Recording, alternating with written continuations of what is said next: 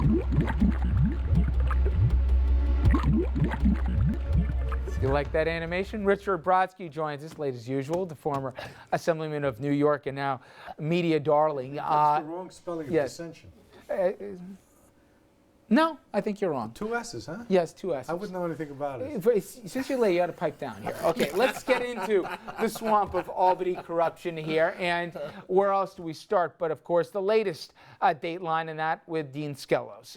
Just getting you caught up here. Skelos and son Adam facing 6 federal corruption charges. Prosecutors say Skelos arranged for Adam to collect regular paydays from companies that got favorable treatment from dad. Skelos is also accused of supporting certain infrastructure projects that would help his son's bank account. And by the way, Skelos says he's innocent and he's refusing to step down from his leadership position.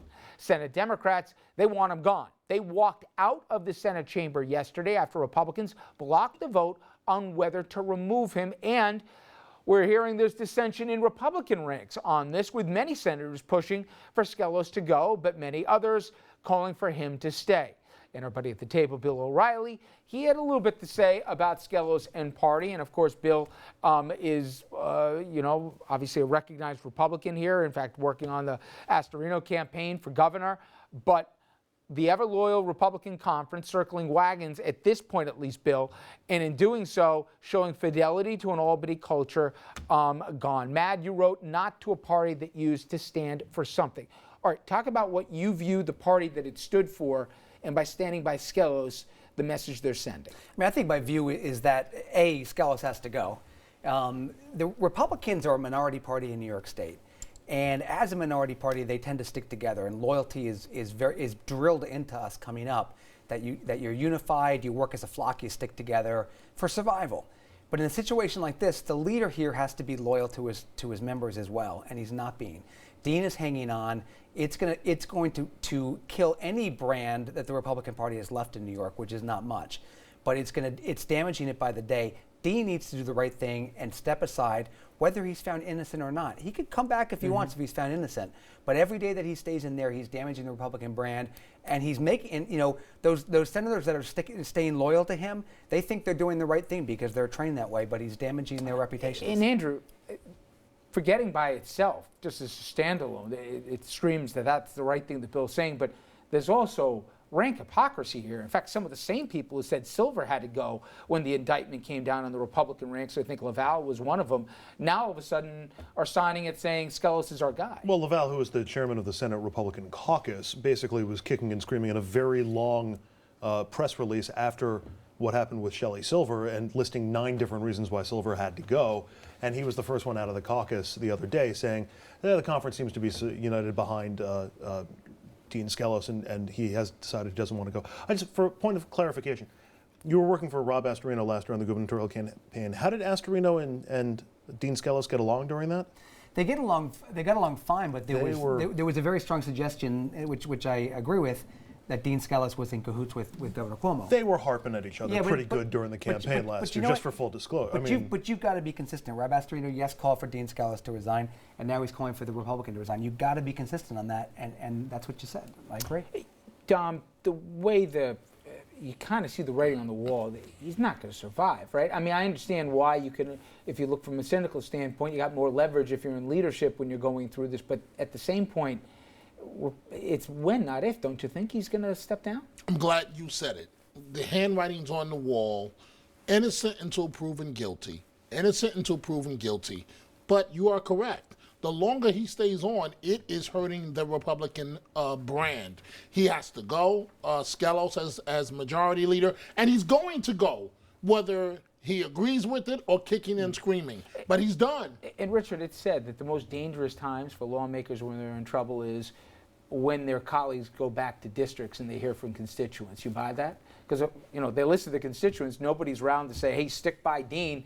They're like, what are you doing? Why were you one of the ones to put your name down to keep this guy in leadership? The normal human impulses of innocent until proven guilty, let's wait and see, just get rolled by the politics. And the politics in this case are legitimate. I don't think you guys have much of a brand. I agree with you. But what little thing you got left, it clearly gets clocked by this kind of stuff. And, that's a legitimate consideration. I hear that that the handwriting's on the wall. I hear that John DeFrancisco of Syracuse is the likely replacement, and part of that is that the upstate Republicans, which are tired of the Nassau-Suffolk Republicans, and that sort of thing is starting to play into this. Do they lump Long Island with New York City upstate Republicans or no? No, they lump Long Island with Long Island. With Long Island, exactly. And that there's a lot of resentment about special treatment that Long Island gets on funding shares in education and transportation. That's all inside baseball. But even the Suffolk Party. Republican chairman came out and said that Dean's got to go.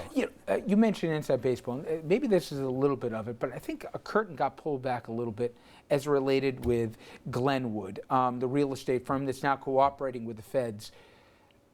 We'll get into in the next segment how literally corporations can donate directly to candidates in New York. But for the general public, let's just be honest here. There are some firms here that have outsized influence when it comes to Albany.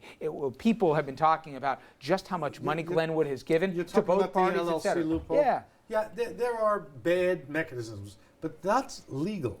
I know it is. I'm not saying it's illegal. And, you make a point which I've been trying to make. It's been harder to make it lately, I'll give you that, which is that the real problem for the people of the state, the bad outcomes, are driven not by thievery, but by legal corruption. And my big problem with this stuff is that this obscures the much bigger problem, which is huge sums of money going through the campaign system to influence the process, and no one going anything but, including the Republicans who oppose public financing of campaigns.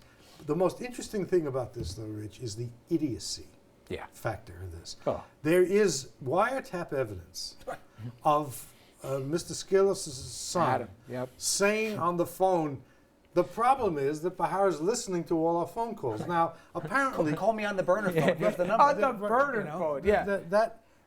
Apparently he used the burner phone, which is a way to evade a wiretap, and called the regular phone, his father's regular phone, without figuring out that you need two burner phones. So, the one to take Andrew's line, he said this sounds like an episode from The Wire here, where people talk about burner phones, etc. No one would consider this an episode of The Wire. No one on The Wire is that stupid. Yeah, they were much more clever on The Wire.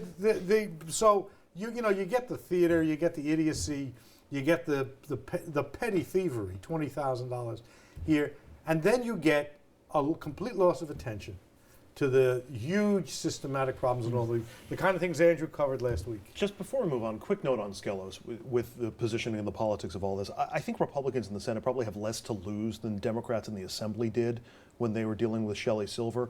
You're towards the end of the session, you're past the budget, you're a long time away from an election.